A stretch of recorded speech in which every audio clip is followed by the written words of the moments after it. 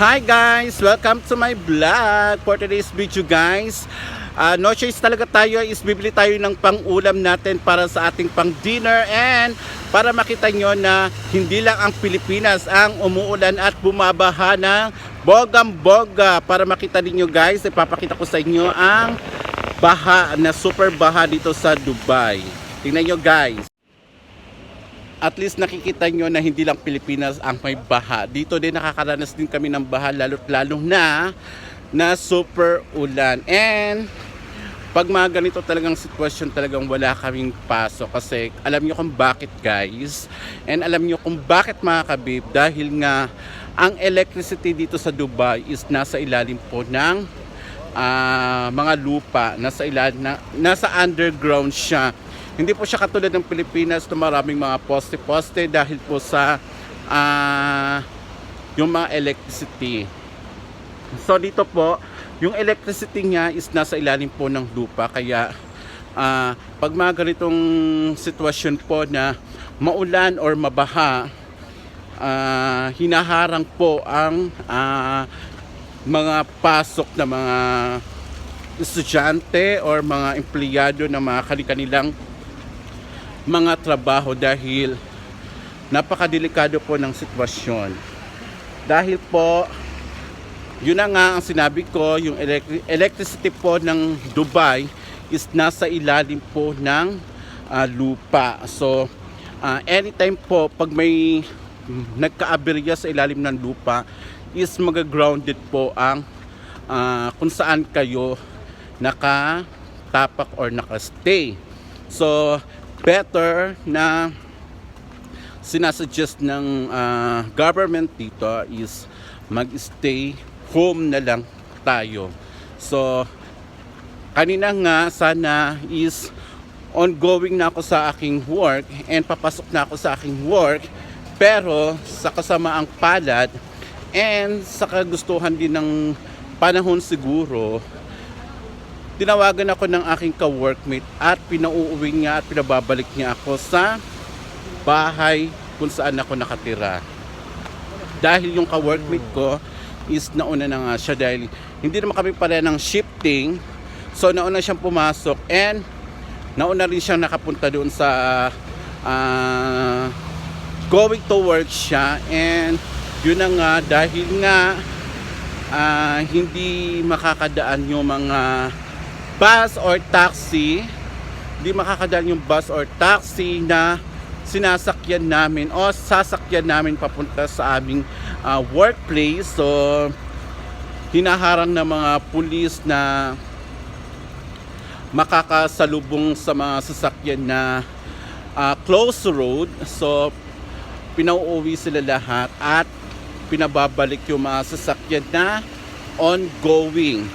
Kaya buti na lang kamo is tinawagan ako ng aking kasama sa work and sabi niya na wag na lang akong tumuloy para hindi na rin ako mapagod or mag-aksaya ng oras o panahon sa pagpunta ko, na alam niya rin naman na wala akong madadatnan na mga trabahante sa aming salon. So ipakita ko sa inyo guys ang ibang lugar na kung saan na konti lang yung nilakad ko pero super yung baha. Tingnan nyo guys.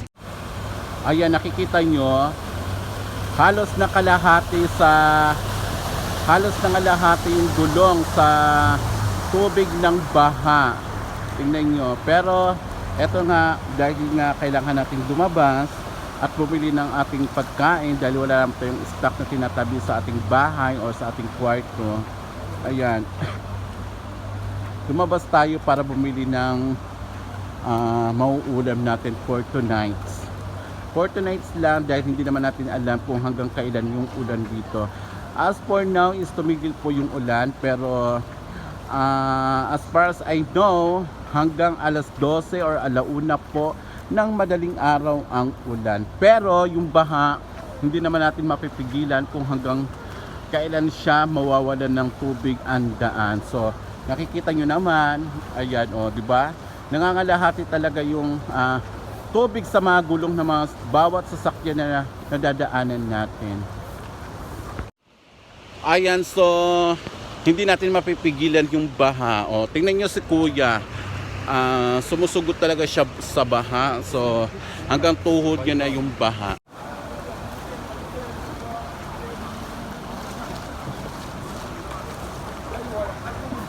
Ayan na, stuck yung mga tao na nandoon.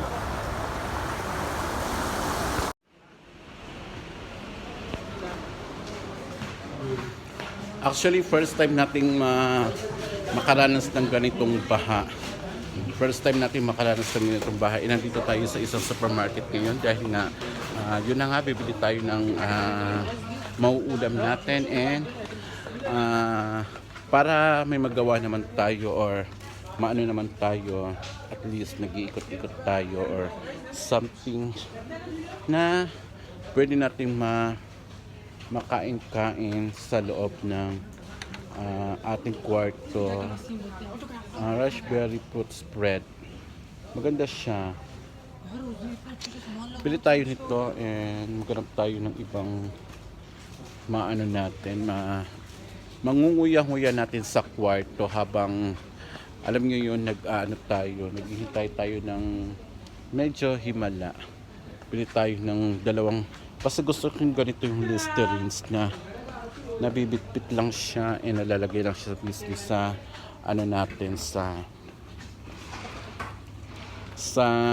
handbag natin. So kuha tayo ng malalagyan natin kasi baka mabasag tong ano. Kanina umaga mga galing pang Albarrio GLT. Papunta na sila maya-maya. Tumawag mo na ako. Hey, Dara.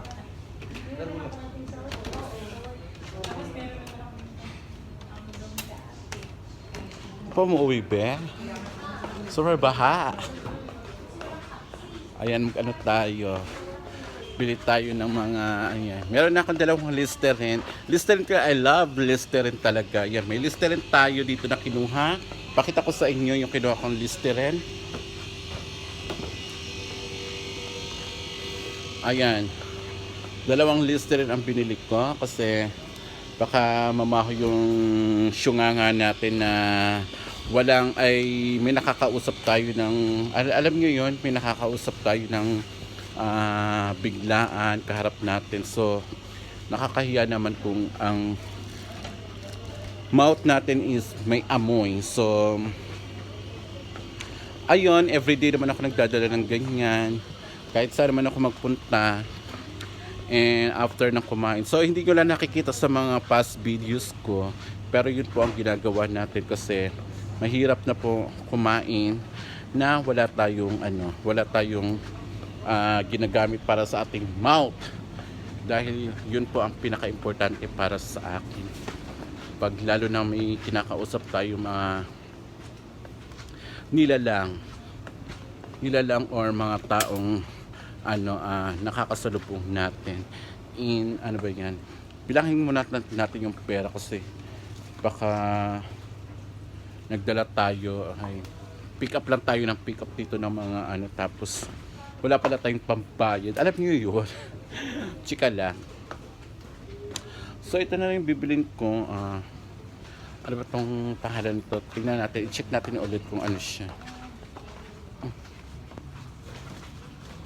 Fruit spread. Okay na siya.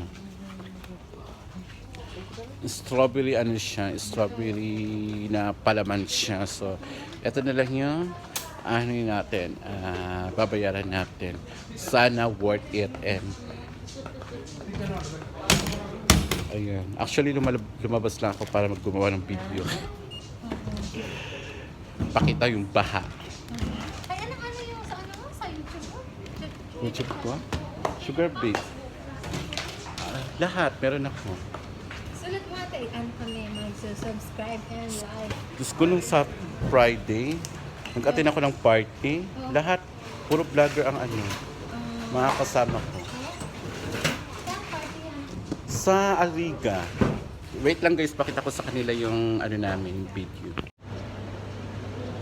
At ayan na nga, I'm back. Tingnan mo yung baha sa baba.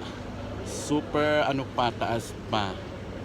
Ilang beses na ako bumaba ngayon para lang magpa-load at bumili ng aking water dahil ayaw nila mag-deliver ng tubig. So no choice tayo, bumaba na rin ako para bumili rin ng tubig at magpa-load dahil wala kaming internet, wala kaming ilaw.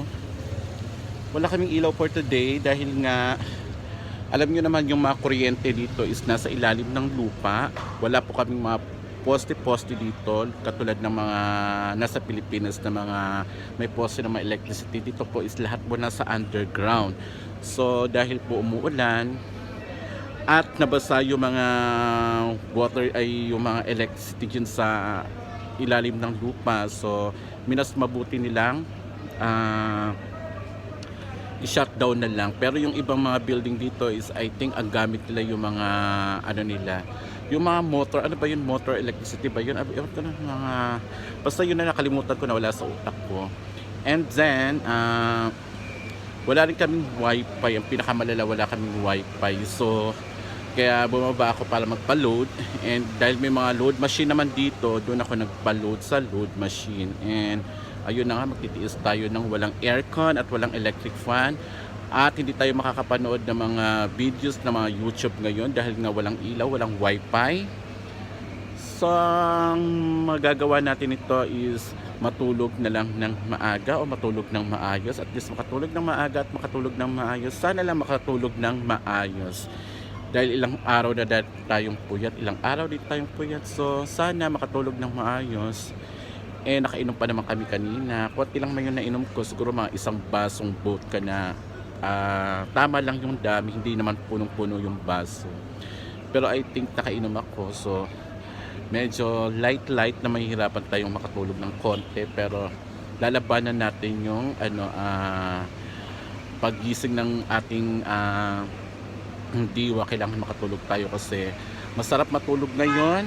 Masarap matulog ngayon dahil sa panahon na maulan and maginaw ang hangin, maginaw ang panahon. So sana makatulog ng maayos at makatulog ng maaga. And ayun na nga, hindi namin alam kung kailan makakailaw. Ang sabi nila sa ano pa daw, after 2 days pa daw.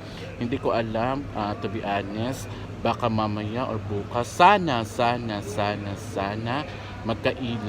magkailaw mamaya, magkailaw bukas.